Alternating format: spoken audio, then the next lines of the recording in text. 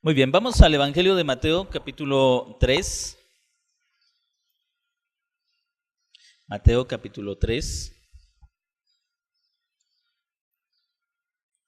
Y recuerda que estamos hablando acerca del tema Una voz en el desierto, el mensajero y su mensaje. El domingo pasado hablábamos acerca de Juan el Bautista, cómo él viene a cerrar el ciclo de los profetas, viene a cerrar el ciclo de los profetas. Él es el último de los profetas anunciando la venida del Señor Jesucristo. Ahí una aplicación práctica sería que si el trabajo del profeta era anunciar la venida del Señor Jesucristo, y si el Señor Jesucristo ya vino, entonces el trabajo del profeta, como ejercía su ministerio en el Antiguo Testamento, pues también ha llegado a su final. Esa es la razón por la cual las iglesias históricamente, o las iglesias de una teología histórica, niegan la necesidad de que haya profetas en la actualidad. En las iglesias reformadas, en las iglesias de una teología ya sea fundamentalista o reformada, que son dos diferentes, niegan la necesidad de los profetas porque a la luz del Antiguo Testamento los profetas tenían como principal propósito anunciar aquel Mesías que habría de cumplir todo lo que ellos estaban hablando. Juan el Bautista es entonces el último de los profetas porque detrás de él viene aquel del cual los profetas han hablado.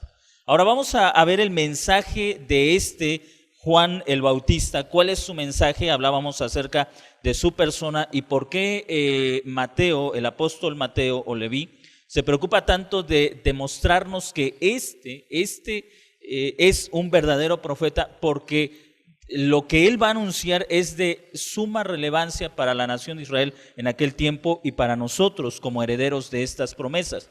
Evangelio de Mateo capítulo 3, versículo 2, el Evangelio nos dice que el mensaje de Juan era el siguiente: arrepentíos porque el reino de los cielos se ha acercado. No solamente fue el mensaje de Juan, fue también el mensaje de Jesús. Cuando él inicia su ministerio, él inicia con la misma proclama: arrepentidos porque el reino de los cielos se ha acercado. Así que en esta tarde vamos a hablar acerca del mensaje del mensajero. Vamos a hablar acerca de este mensaje de Juan el Bautista. Partiendo de este punto, hermanos, hay algo que debemos preguntarnos: ¿qué significa el reino de Dios o el reino de los cielos? Conforme vamos avanzando en los evangelios, nos vamos a dar cuenta que en el caso de Mateo, él utiliza la fórmula el reino de los cielos, pero en el caso, por ejemplo, de Marcos y de Lucas, el evangelio dice el reino de Dios se ha acercado.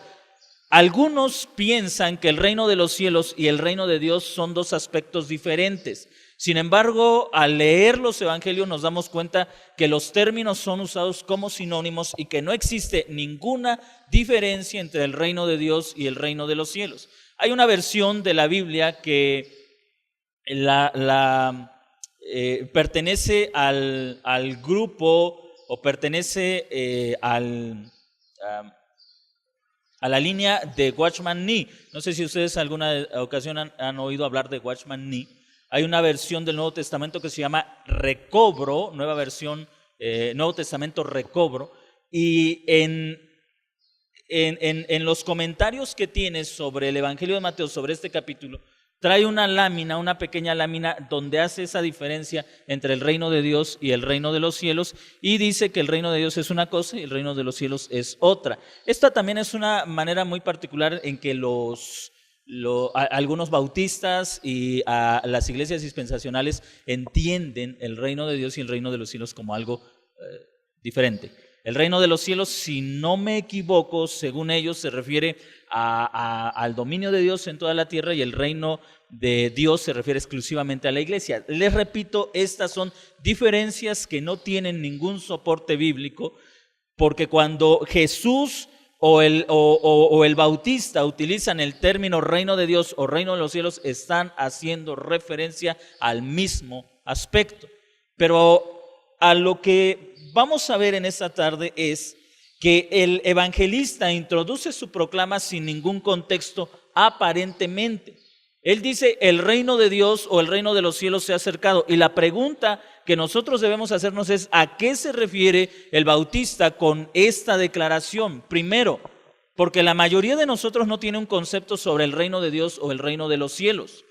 Nos damos cuenta que Juan el Bautista no comienza a explicar el reino de los cielos es esto o esto o esto más, sino que parte del hecho de que los judíos ya conocen lo que significa el reino de Dios o el reino de los cielos. Pero, ¿qué significa para nosotros estas palabras?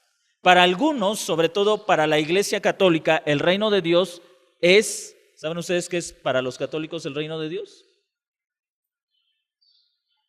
La iglesia. La iglesia es el reino de Dios.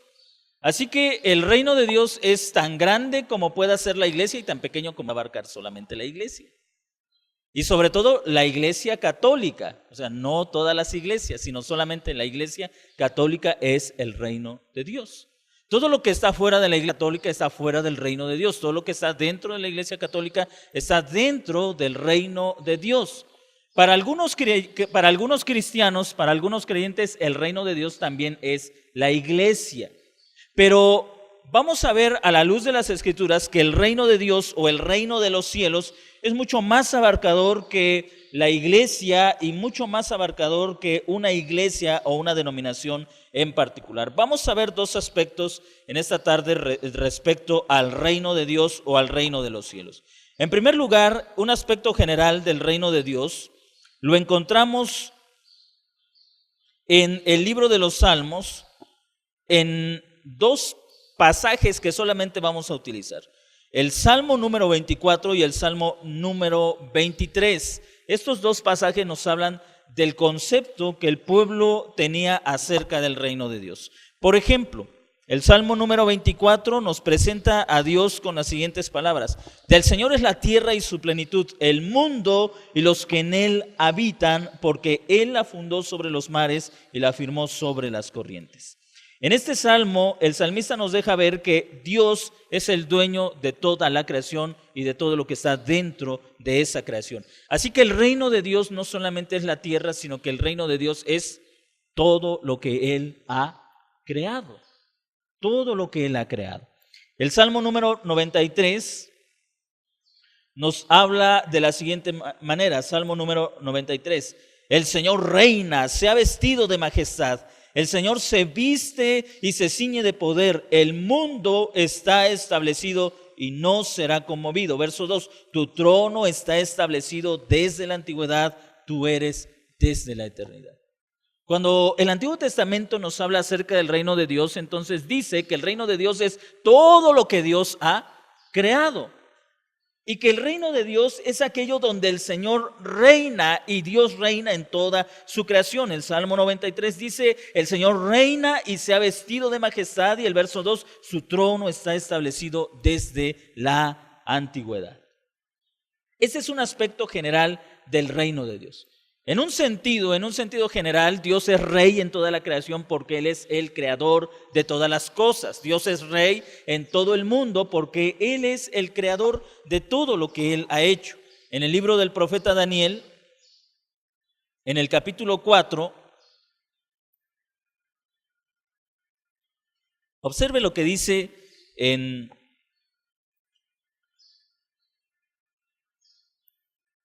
en el verso 1, Daniel capítulo 4, verso 1. El rey Nabucodonosor a todos los pueblos, naciones y lenguas que moran en toda la tierra, paz os sean multiplicadas. Y luego en el verso 2 dice, conviene que yo publique las señales y prodigios que el Dios Altísimo ha hecho conmigo. Cuán grandes son sus señales y cuán potentes sus maravillas. Y luego, ¿qué dice?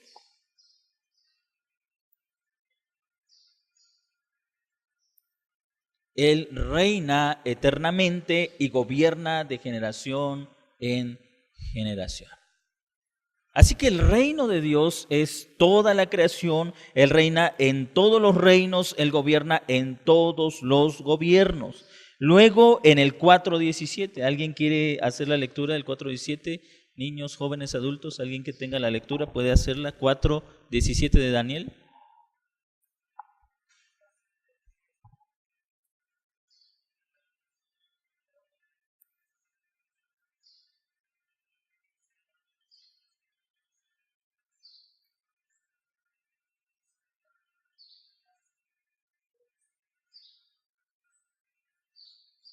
Así que en un sentido general, dice el verso 17, como acabamos de escuchar, que el Altísimo domina sobre el reino de los hombres y que lo da a quien le place y pone sobre él al más humilde de los hombres. Esto es respecto al reino de Dios. ¿Ha habido un momento en la historia de la humanidad donde Dios no sea rey sobre la tierra?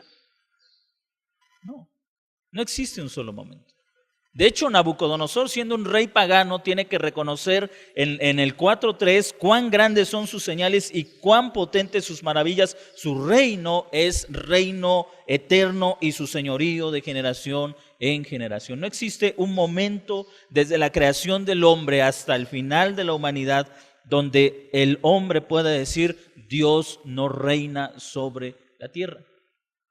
Este es un sentido general. Pero tenemos que ir a otra pregunta. Si el reino de Dios ha estado presente incluso en el mundo pagano, donde el hombre no reconoce el reino de Dios, ¿por qué es que el Juan el Bautista, en Mateo capítulo 3, regresando a la cita de la predicación de esta tarde, en el verso 2, ¿por qué el Bautista dice: el reino de los cielos se ha acercado? Si Dios es reino sobre toda la creación, ¿por qué entonces dice el reino de los cielos se acerca? Porque Dios reina sobre toda la creación, pero también debemos entender que esa creación ha sido rebelde al reinado de Dios. Es decir, la voluntad de Dios no se ha ejecutado voluntariamente, sino que la voluntad de Dios se ha ejecutado por su soberanía, pero no por la voluntad del mismo hombre. No sé si me está entendiendo. Es como cuando en casa nuestros hijos hacen lo que deben hacer porque la autoridad de papá o mamá se impone, pero no porque ellos quieran hacerlo de manera voluntaria. De la misma manera, la creación, los reinos, los gobiernos de la tierra han ejecutado la voluntad de Dios, no porque no porque el hombre voluntariamente se sujete a la autoridad de Dios, sino porque Dios, en el ejercicio de su soberanía, lleva todo a su cumplimiento. En un sentido particular, el reino de Dios tiene que ver con que la voluntad de Dios se haga como en el cielo, también en la tierra. Por ejemplo, en el Evangelio de Mateo, capítulo 6, verso 9 y 10. Evangelio de Mateo, capítulo 6, verso 9 y 10. Si alguien lo tiene, hermanos, quien quiera.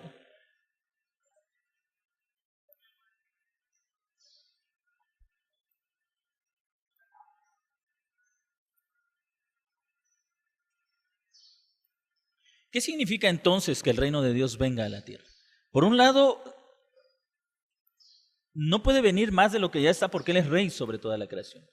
Pero por otro lado, Jesús enseña a orar a sus discípulos: venga tu reino. ¿Por qué pues se pide que venga ese reino y por qué Juan anuncia: el reino se ha acercado?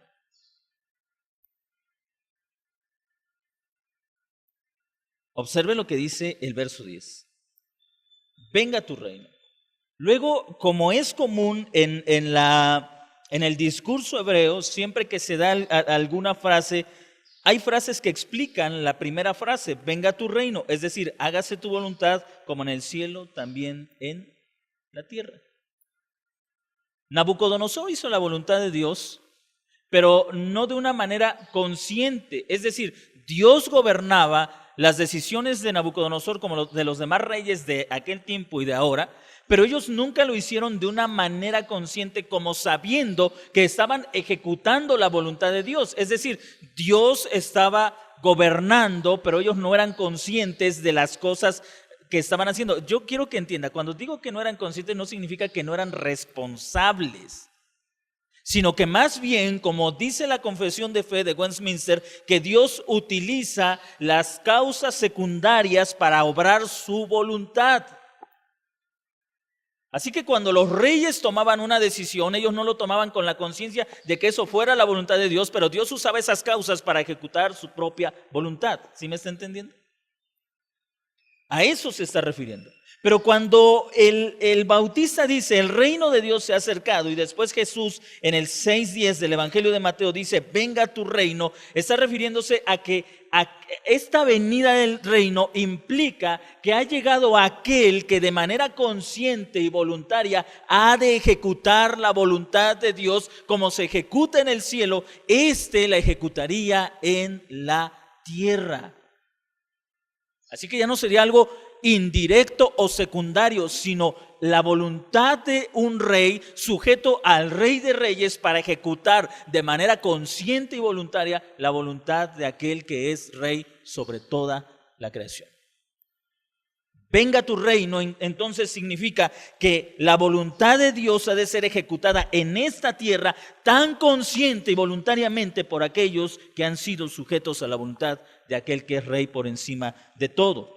La proclamación entonces del Bautista tiene que ver con esto. El reino se ha acercado, es decir, aquel que ha llegado para hacer la voluntad de Dios está entre nosotros. Como el escritor a los Hebreos dice acerca de Jesucristo, refiriéndose a una profecía en el libro de los Salmos, el hacer tu voluntad me ha agradado.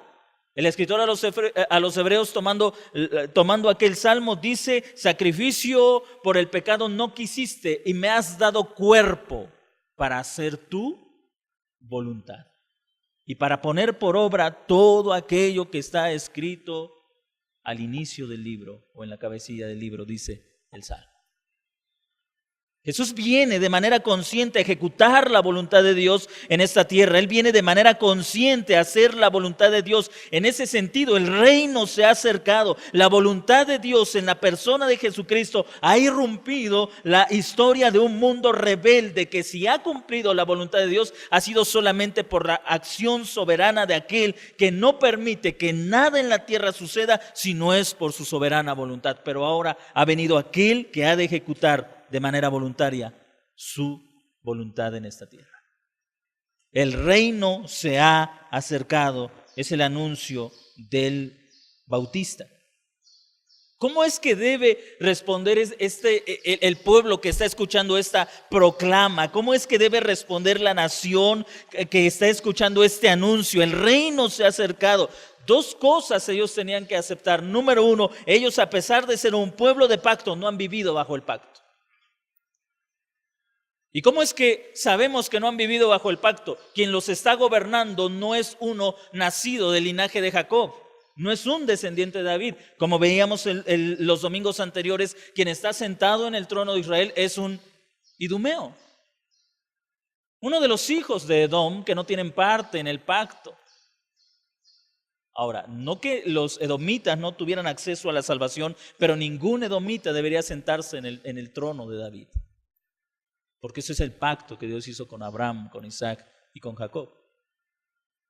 Así que esto era una clara evidencia de que este pueblo que fue creado para vivir bajo la voluntad de Dios era un pueblo rebelde, porque el pacto no se había cumplido en medio de ellos. ¿Cómo es que deberían actuar?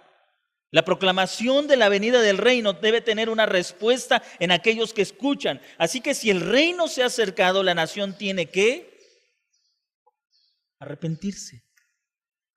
Por eso es que el Bautista nos dice el Evangelio de Mateo, arrepiéntanse. ¿Por qué? Porque el reino se ha acercado. Ahora, ¿qué importancia tiene el arrepentimiento si el reino se ha acercado?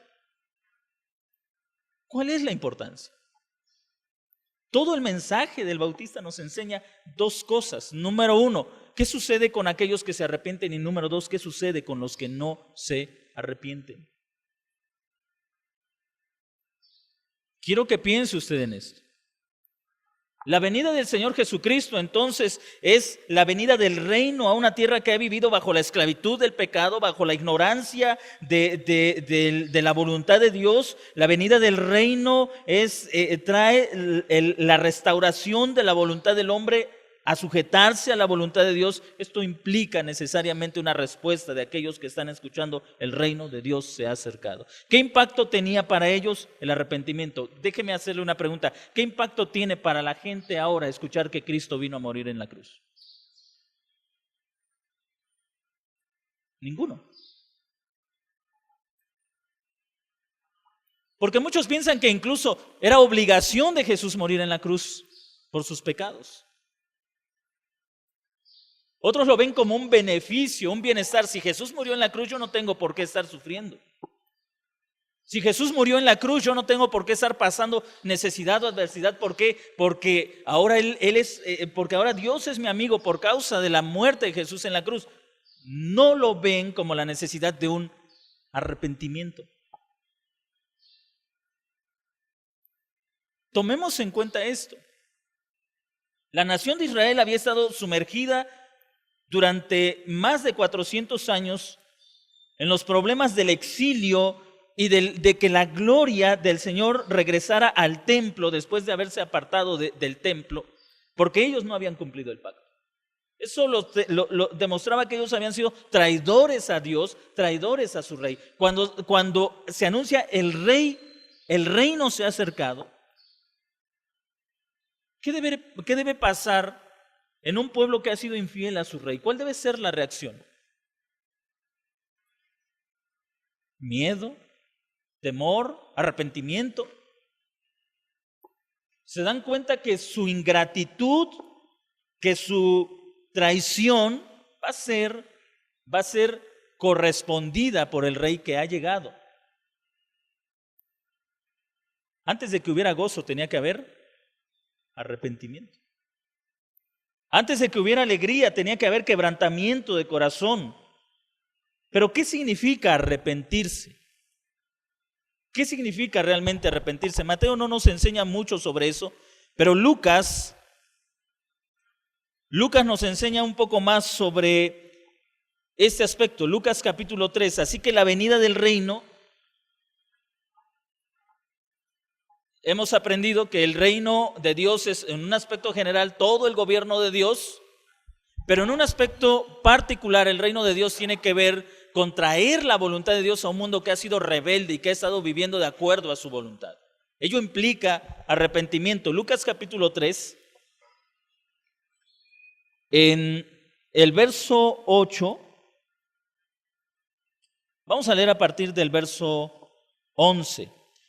Verso 10 preguntan la gente. Mire, en el Evangelio de Mateo, los fariseos se acercan para ser bautizados. En el Evangelio de Lucas, es toda la multitud la que es acusada por Juan el Bautista como víboras que buscan huir de la ira venidera. Pero en el verso 10 dice, y las multitudes le preguntaban diciendo, ¿qué dices pues que hagamos? Es decir, si el reino se ha acercado, ¿qué es lo que nosotros debemos hacer? Respondiendo les decía, el que tiene 2 túnicas, dé al que no tiene, y el que tiene comida haga lo mismo. Y unos publicanos fueron también para ser bautizados y dijeron, Maestro, ¿nosotros qué hacemos? Verso 13, él les dijo, no cobren más de lo que os ha sido mandado. 14, los soldados le preguntan, ¿y nosotros qué debemos hacer? Y él les dice, a nadie roben o atraquen ni extorsionen, sino estén contentos con su paga. ¿Qué es arrepentimiento? Dejar de hacer lo que ha caracterizado tu vida. En el verso 11, en el verso 12 y 13, es un dejar de hacer algo para hacer otra cosa. Por ejemplo, el verso 12, los publicanos. ¿Quiénes eran los publicanos? Cobradores de impuestos. Estos cobradores de impuestos muchas veces se aprovechaban de la gente y cobraban más de lo que era, de lo que la ley romana exigía. Es decir, una parte, esa parte que cobraban de más se la quedaban para ellos y se enriquecían de una manera rápida. Así que Juan el Bautista les dice, arrepiéntanse. ¿Qué significa para un publicano arrepentirse? No cobres más de lo que ha sido mandado. ¿Qué significa para ti arrepentirte? La experiencia con el pecado en cada uno de nosotros ha sido diferente. Algunos quizá fuimos salvos de algún pecado en particular. Arrepentirse significa que dejas de hacer ese pecado, que dejas de cometer ese pecado.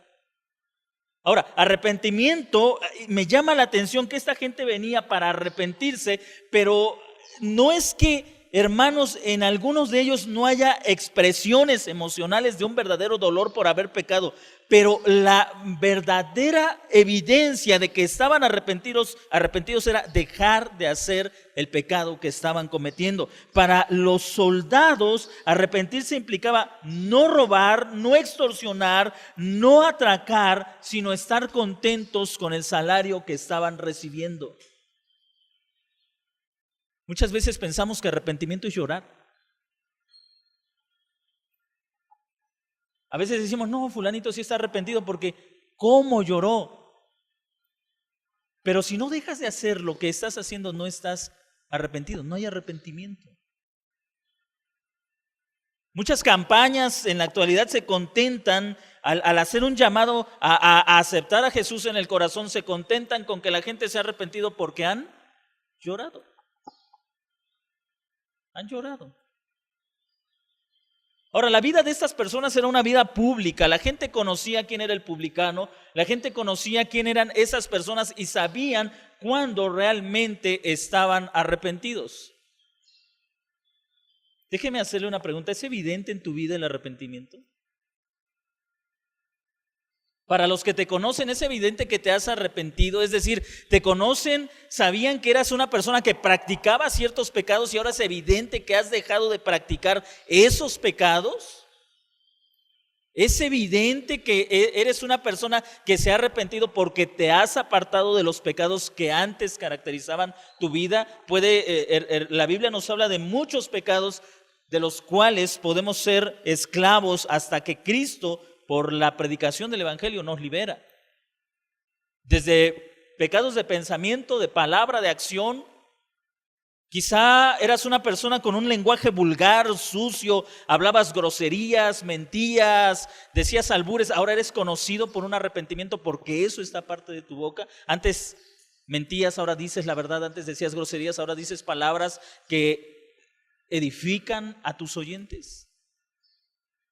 Eras una persona que antes robaba, pero ahora has dejado el robo y es evidente porque no solamente ya no robas, sino que trabajas con tus manos para ayudar a los que están necesitados. El arrepentimiento es algo que es evidente en nuestro estilo de vida. No es una emoción, aunque conlleva emoción. ¿Sí me está entendiendo? Pero no es una emoción. De hecho, quizá, no sé, es muy probable que haya llegado gente llorando y diciéndole al Bautista, maestro, dinos qué hacer en esta situación. Y mire que a algunos de ellos el Bautista le reprochó de esta manera, víboras. Es decir, la evidencia de que estás arrepentido no es porque antes no ibas al templo y ahora vas al templo. Porque aquellos que se acercaban para ser bautizados sin estar arrepentidos, el Bautista les dijo, víboras, ¿quién les enseñó a huir de la ira venidera de esta manera? Yo puedo estar en el templo y no estar arrepentido. Y puedo pensar que venir al templo es una manera de escapar del juicio de Dios. A la luz de la crítica de Juan el Bautista, yo sería una víbora. Ahora, esta imagen para ellos era muy impactante. ¿Dónde estaba predicando el Bautista? En el desierto, en la ribera del Jordán. ¿Han visto ustedes las víboras cómo huyen del calor? Bueno, vivimos en una zona donde eso no es muy común. Pero al mediodía, en los lugares donde hace mucho calor, las serpientes buscan los lugares donde está fresco, la sombra. ¿Las ha visto usted correr? ¿Ha visto usted correr a las víboras? Cuando se prende fuego, por ejemplo, en alguna parte y hay víboras, ¿las ha visto usted salir despavoridas? Esa era la imagen. Yo creo que Juan el Bautista durante su vida en el desierto había visto a tantas víboras correr y de repente cuando él ve a la multitud venir a él, se le asemejaban esas víboras que él había visto durante su vida en el desierto. En el desierto, en la ribera del Jordán, las tremendas temperaturas del mediodía, hacía que él hubiera visto ese espectáculo de ver quizá decenas de víboras corriendo, buscando una cueva, un lugar donde esconderse. Y cuando él comienza su prédica, ve una multitud de gente venir. Y dice, ustedes son como esas víboras que yo he visto en el desierto. Lo único que quieren es huir de lo que viene sobre ustedes. Es decir, las víboras corriendo, buscando el refugio, ¿dejaban de ser víboras? El impío viniendo a la congregación no arrepentido, ¿deja de ser impío? No, no. Si no estás arrepentido, sigues siendo un impío que está tratando de huir de la condenación de una manera en que no es correcto. Así que la iglesia no es un nido de víboras, sino un nido de gente. No es un nido de víboras, sino más bien es el pueblo que ha sido redimido por la gracia de Dios. Hermanos, la proclamación del Bautista realmente fue clara, como solía ser toda proclamación de los profetas. Y hay un aspecto entonces que el arrepentimiento tiene que ver con algo que dejas de hacer, pero en el verso 11 nos habla de algo que tienes que hacer. El que tiene 2 túnicas, dé al que no tiene, y el que tiene comida, haga lo mismo. El arrepentimiento tiene que ver con una responsabilidad social.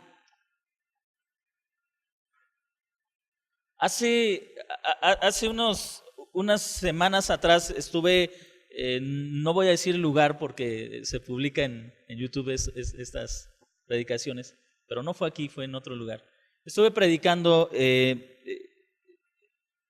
estuve en una iglesia y me llamó la atención que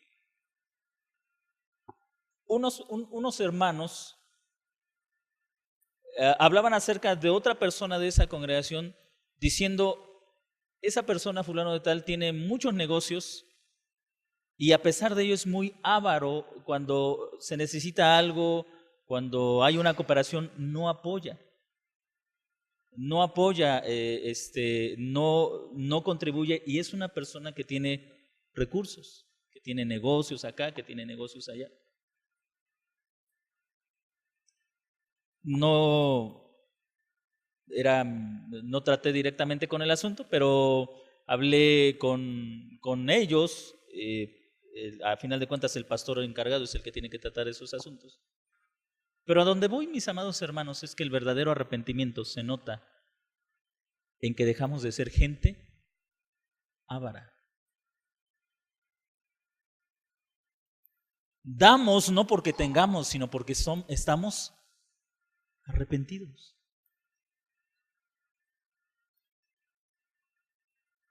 Ahora, yo no estoy diciendo de las ofrendas, no me malinterpretes. El verso 11 nos está diciendo: el que tiene 2 túnicas, dé al que no tiene.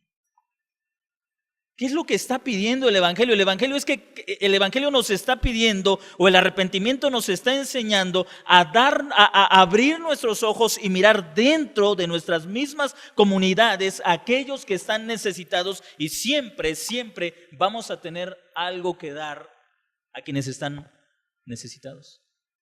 Es decir, el arrepentimiento nos saca de nuestro egoísmo y nos lleva a ayudar a aquellos que están pasando una necesidad. Recuerde lo que dijo el apóstol Pablo acerca de Jesucristo, quien él siendo rico se hizo pobre para enriquecernos a nosotros. Y yo quiero hacerle esta pregunta: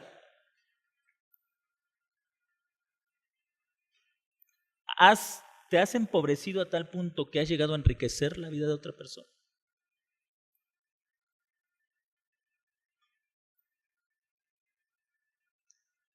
Mire,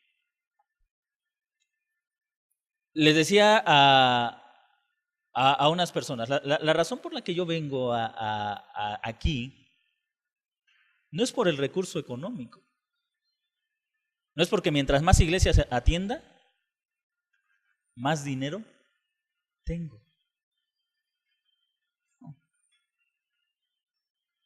Pero si servir al Señor en esta área me lleva a la pobreza, por lo menos tendré la satisfacción de que mi pobreza no es porque fui un vicioso, fui un derrochador, no, sino porque el servir a Dios me llevó a despojarme de lo poco o mucho que tengo.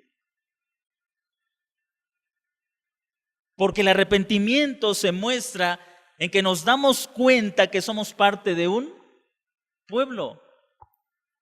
Así que la proclamación del Bautista era hacia un pueblo que había vivido hasta ese momento egoísta, sobre todo porque vivían bajo el poder de un imperio romano donde todos tenían la excusa de que Roma era un gobierno opresor y que nada más tenían para ellos. El Bautista les dice: abran sus ojos, en medio de esto ustedes pueden sostener a los pobres de su pueblo, a los pobres de su comunidad. La verdad, hermanos, es que las crisis siempre han sido parte de la existencia de la vida humana. ¿No es cierto? Y a pesar de ello, siempre tendremos la capacidad de ayudarnos unos a otros. ¿Cómo sé que estoy arrepentido? Bien, ¿cuál es mi disposición hacia las necesidades de mis hermanos? No es cuántas veces yo voy a la congregación. Esa persona está arrepentida porque desde que se convirtió no falta ninguna reunión. Qué bueno, pero si no hay una señal evidente de que te has arrepentido, ¿cómo somos? Como víboras huyendo del calor. Hay un cambio en nuestra disposición, así que Lucas nos ayuda a entender un poco mejor cuál era el impacto de la predicación del arrepentimiento. Si el rey ha venido, el pueblo tiene que arrepentirse porque este rey viene a juzgar a aquellos que no han vivido de acuerdo a su voluntad. Y hay dos cosas que nos enseña el Evangelio de Lucas cuando llama al arrepentimiento, y una tiene que ver con el amor a Dios y con el amor al prójimo como a uno mismo. Amor a Dios y amor al prójimo. ¿Y de qué debemos arrepentirnos? Bien, de haber quebrantado estos dos grandes mandamientos: amar a Dios y amar a nuestro prójimo. Regresando a Mateo capítulo 3, verso 2. El reino se acercó y el reino exige arrepentimiento. Ahora, en el verso 5 dice Juan capítulo 3, verso 5: acudían a él Jerusalén y toda Judea y toda la región en torno al Jordán. Verso 6: y eran bautizados por él en el río Jordán, confesando sus pecados. ¿Se da usted cuenta que había una clara amonestación del profeta, del Bautista? Y entonces cuando ellos se bautizaban, ¿de qué se estaban? Cuando ellos se bautizaban era porque se habían arrepentido y sabían por qué se estaban arrepintiendo.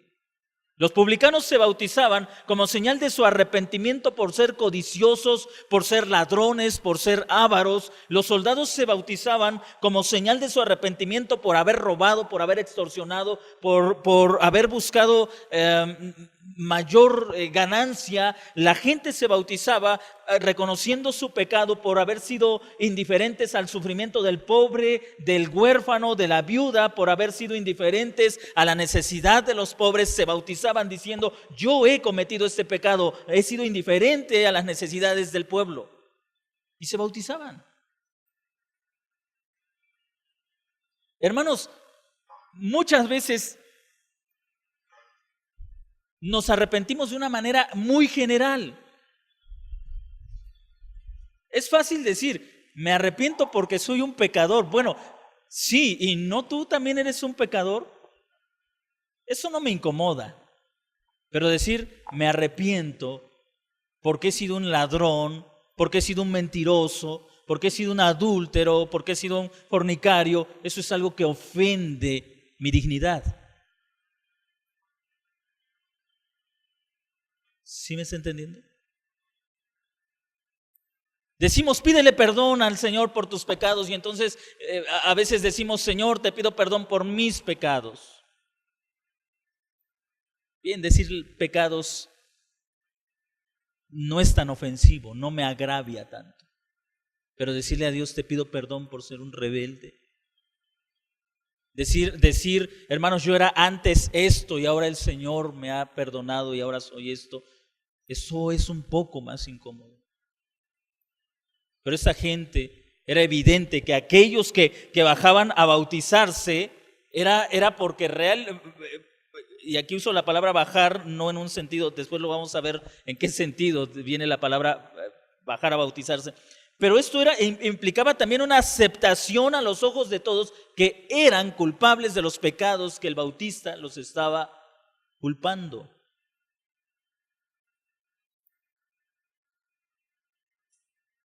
Es como si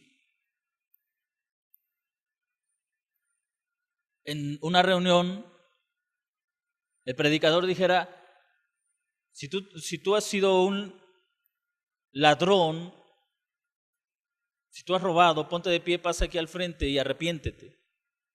¿Cuántos realmente lo harían? ¿Cuántos realmente lo harían? ¿Por qué? Porque si yo me paro y camino hacia el frente, todo el mundo va a decir, ¡ah! Fulano de tal es un ladrón. ¿Cuántos realmente lo harían? Así que pasar a donde estaba Juan y aceptar ser bautizados por él era aceptar que los cargos que el bautista estaba lanzando en contra de ellos eran ciertos, eran reales, eran verdaderos. Era aceptar que esos cargos eran reales, que ellos eran culpables de cada uno de esos pecados por los cuales el bautista los estaba acusando. Observe lo que dice en el verso 6. Eran bautizados por él en el río Jordán, confesando sus pecados. Ahora, solamente déjeme hacer una aclaración. La mayoría, hay un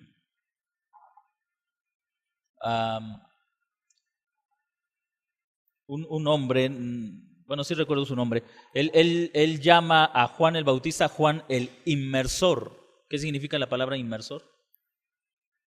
El que sumerge. Bueno, la mayoría piensa que Juan el Bautista inventó el bautismo cristiano o el bautismo por inmersión. Yo quiero que piense dos cosas. Número uno, Juan el Bautista era hijo de ¿quién? ¿Y quién era Zacarías? Un sumo sacerdote.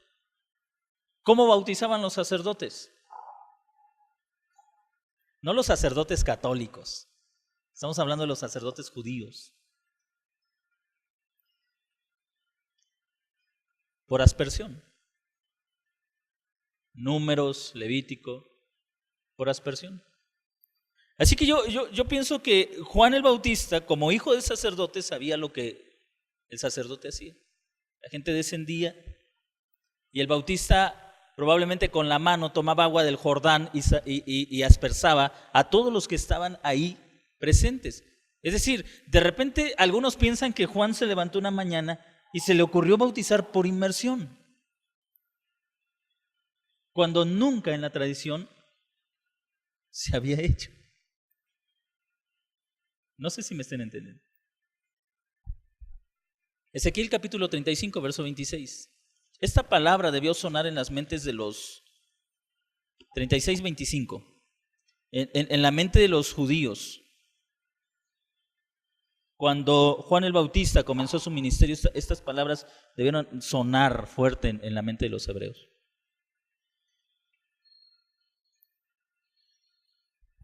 36-25.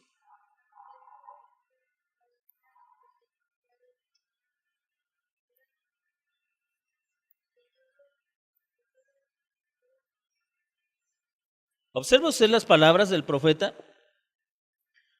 Desde luego Dios hablando a través del profeta, rociaré o esparciré agua limpia sobre vosotros. Así que estas palabras debieron estar muy frescas en el pueblo de Israel cuando el bautista comienza su ministerio. Ellos saben que el reino se ha acercado y lo primero que tiene que pasar es que ellos se arrepientan para que sean limpios de sus pecados. ¿Y cuál es la señal de la limpieza?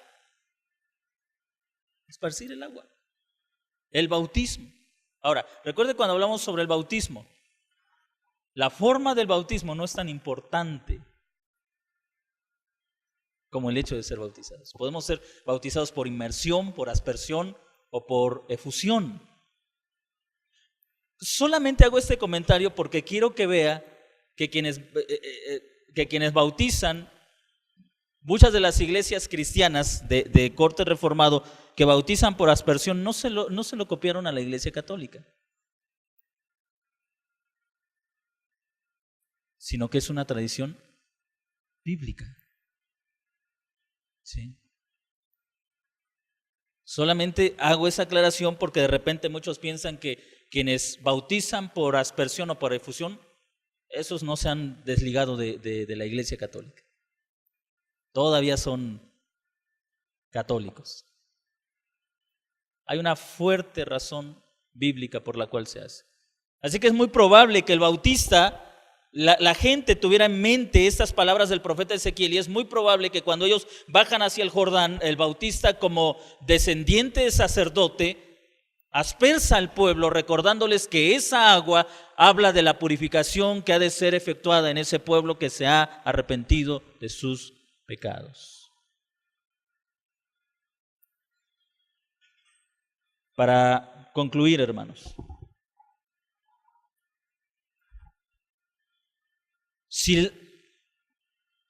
cuando el reino se había acercado, el pueblo que escuchó este anuncio tenía que arrepentirse. ¿Cómo debemos vivir nosotros ahora?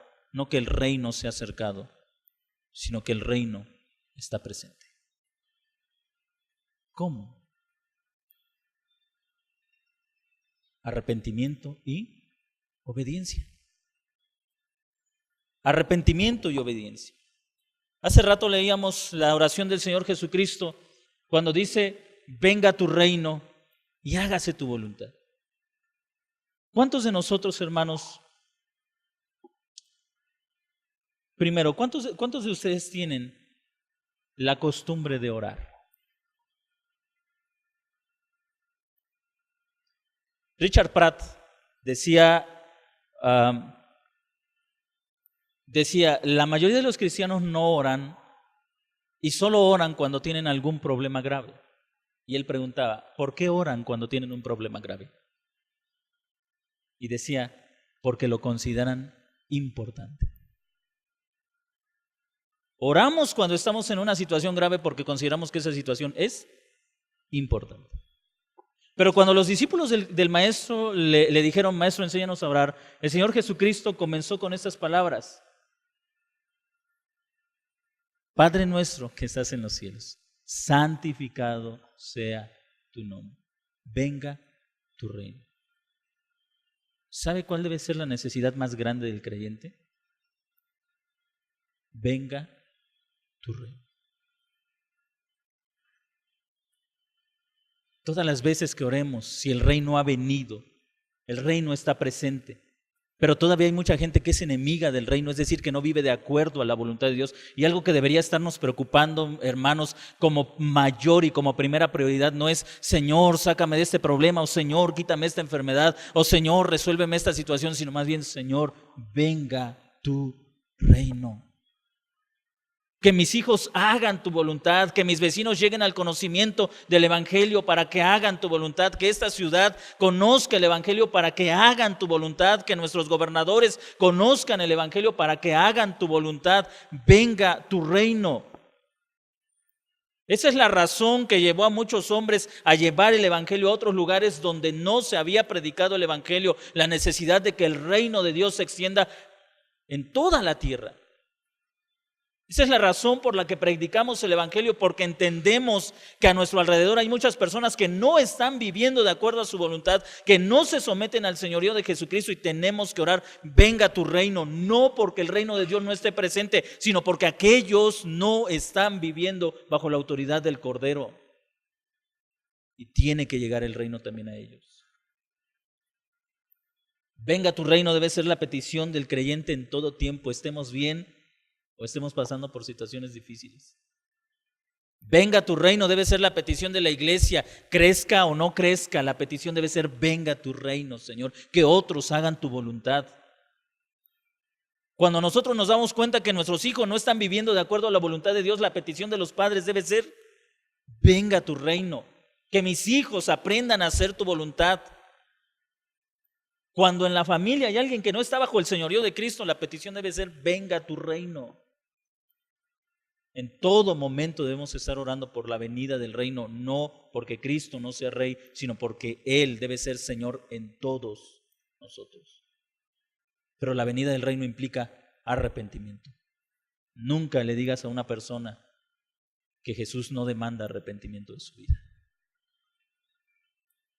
Y la confesión de pecados implica reconocer qué pecados hemos cometido. No solamente es decir, Señor, me arrepiento de mis pecados. Sí, ¿qué pecados? ¿Es doloroso para nuestro ego? Sí. Pero el ego quebrado, roto, es evidente cuando soy capaz de decir, estos son los pecados por los cuales yo merezco ser condenado. Que el Señor nos ayude, hermanos, a hacer práctica, presente, constante, la predicación del Bautista en nuestras vidas.